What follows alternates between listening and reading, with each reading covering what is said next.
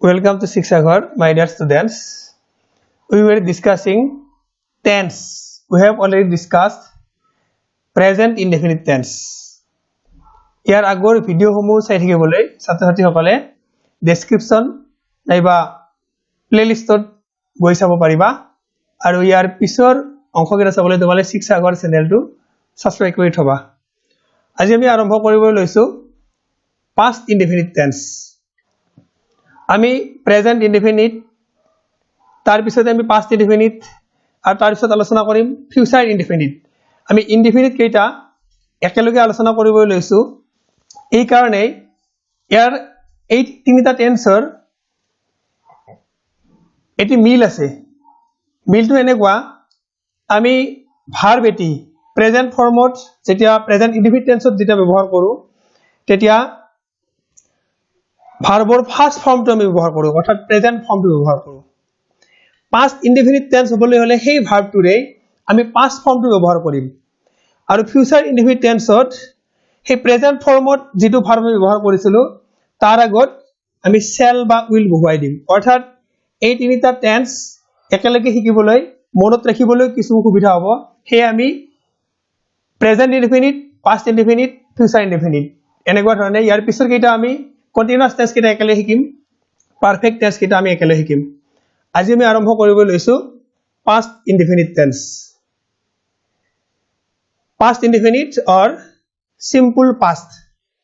ইয়াৰ স্ট্ৰাকচাৰটো আমি চাবলৈ লৈছো। past indefinite tense গঠন কৰিবলৈ আমি ভাৰ্বৰ past tense ব্যৱহাৰ কৰিম। অৰ্থাৎ আমি প্ৰেজেন্ট ইনডিফিনিট টেন্সত যেনেকুৱা ধৰণে ভাৰ্বৰ প্ৰেজেন্ট ফৰ্ম ব্যৱহাৰ কৰিছিলো আমি past indefinite tenseত ভাৰ্বৰ past tense ব্যৱহাৰ কৰিম। পাৰ্থক্যটো তাতেই। আমি বাক্যৰ গঠনটো আমি চাবলৈ লৈছো subject plus past tense of the verb plus object, adjunct or complement। Examples: I went to school, you wrote a poem, he came here। এই তিনিটা বাক্যত went, wrote, came এই তিনিটা ভার্ব past tenseত আছে। গতিকে এই গোটেইকেইটা বাক্য past indefinite tenseৰ এক্সাম্পল। ইয়াৰ আগত প্ৰেজেন্ট ইনডিফিনিট টেন্সত আমি wentৰ হলনি go লিখিছিলো, wroteৰ হলনি write লিখিছিলো, cameৰ হলনি আমি comes লিখিছিলো। অৰ্থাৎ he আছিল থাৰ্ড পাৰসন সিঙ্গুলাৰ লগত প্ৰেজেন্ট ইনডিফিনিট টেন্সত ভাৰ্বৰ লগত s বা es যোগ হয়। কিন্তু past indefinite টেন্সত এটা সকলোৰে সুবিধা হ'ব যে আমি সাবজেক্টটো যেই নহওক কিয় first person, second person, third person যেই নহওক কিয় আমি ভার্বটো সদায় পাস্ট ফর্মত লিখিম সকলো সাবজেক্টৰ লগত। আমি ইয়াৰ পিছত এই পাস্ট ইনডিফিনিট টেন্সৰ ব্যৱহাৰ জানো হওক। পাস্ট ইনডিফিনিট টেন্স আমি সদায় অতীতত হৈ যোৱা যিকোনো এটি কাম বা ঘটনা বুজাবলৈ আমি পাস্ট ইনডিফিনিট টেন্স ব্যৱহাৰ কৰিম।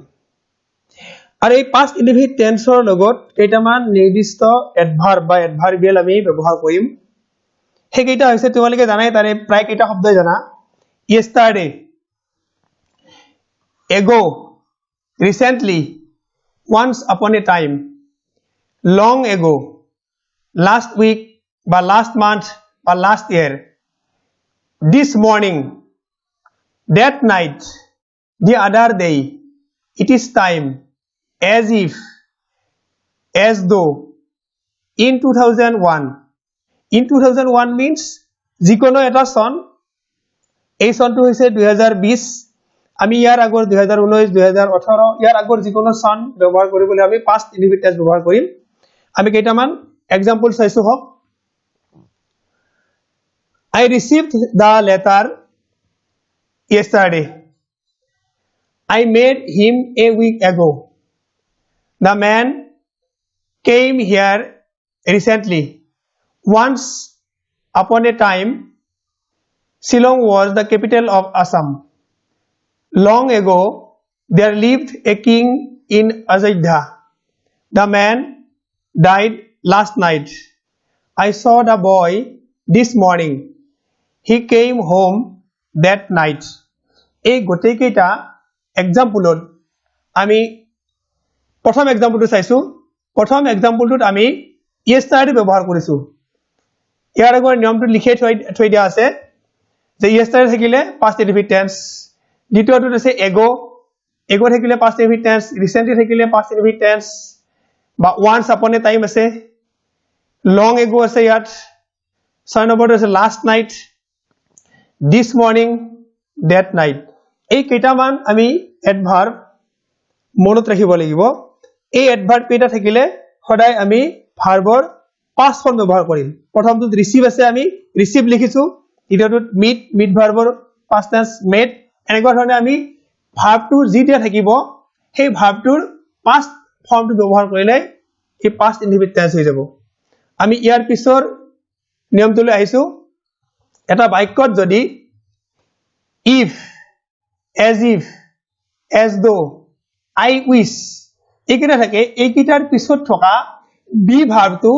সদায় where হ'ব এটো মনত ৰাখিলে হ'ল if as though I wish এইকেইটাৰ পিছত থকা বি ভাৰ্ব সদায় where হয় example if I were a bird I could fly he behaves as if he were mad I wish I were a king আৰু ইয়াৰ যে এই তিনিটা বাক্যতে where আছে এই where টো আসলতে বি ভাৰ্ব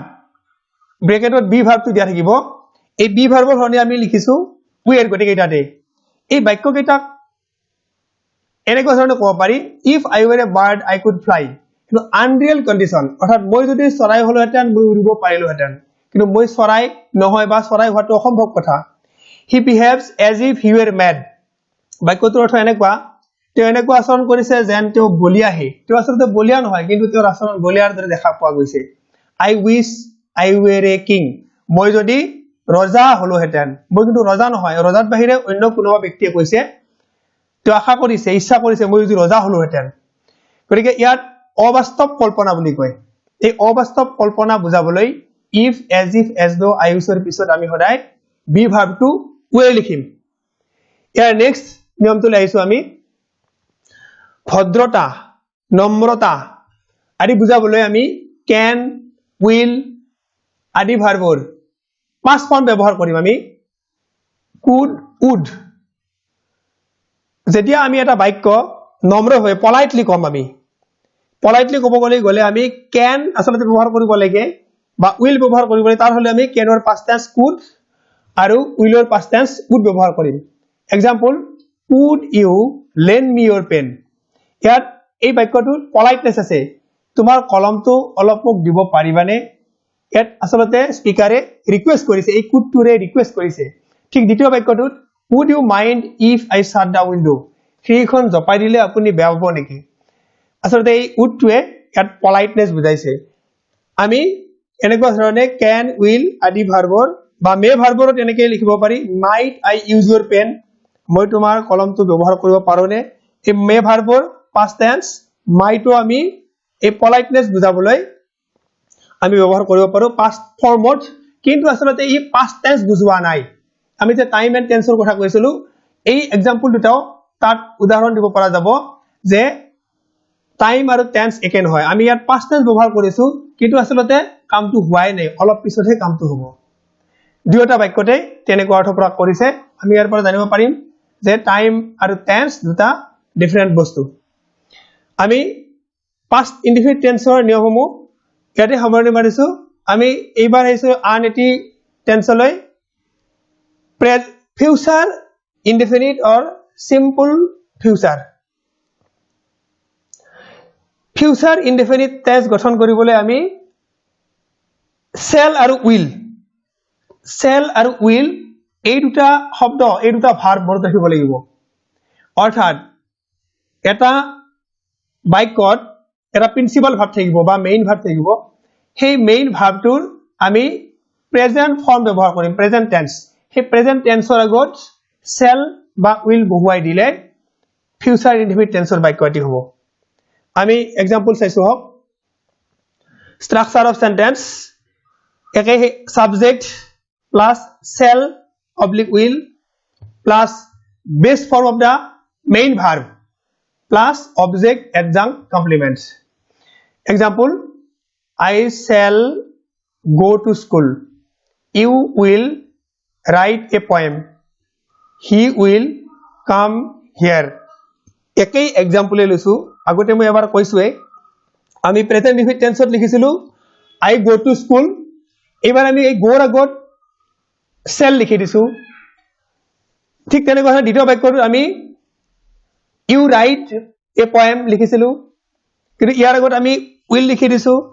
ঠিক তৃতীয় বাক্যটোত আমি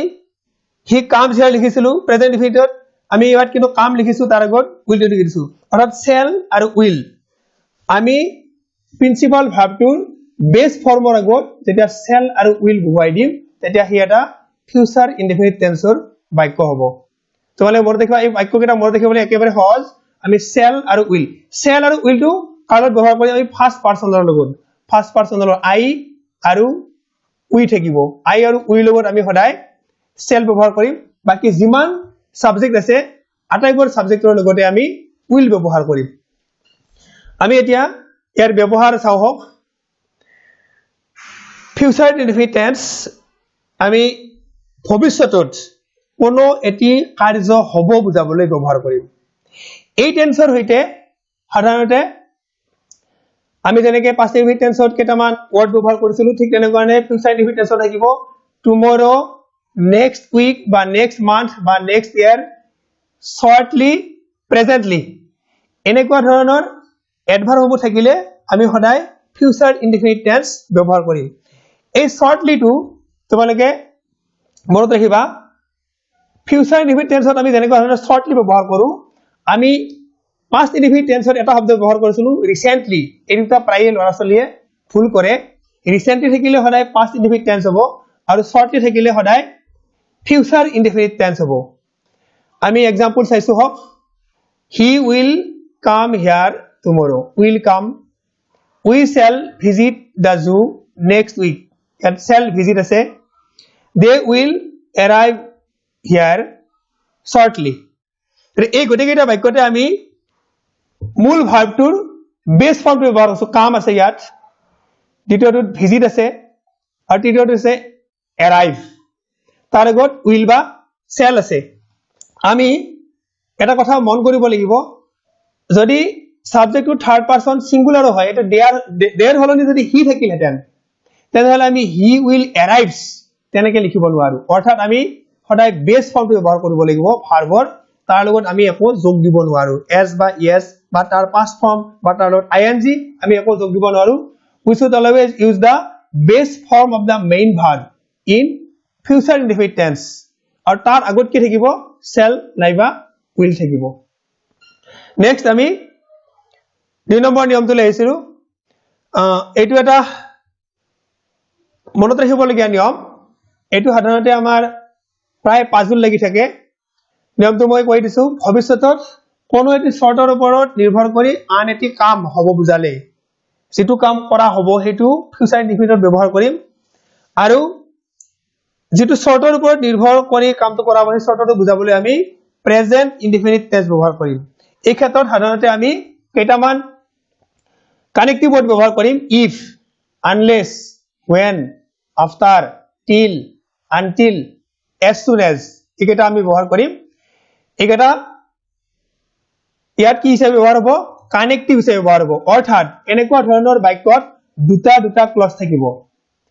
আমি एग्जांपल চাইছো if it rains I shall not go out we shall wait here until he comes back দুটা ইয়াত আন্ডারলাইন করা আছে we shall go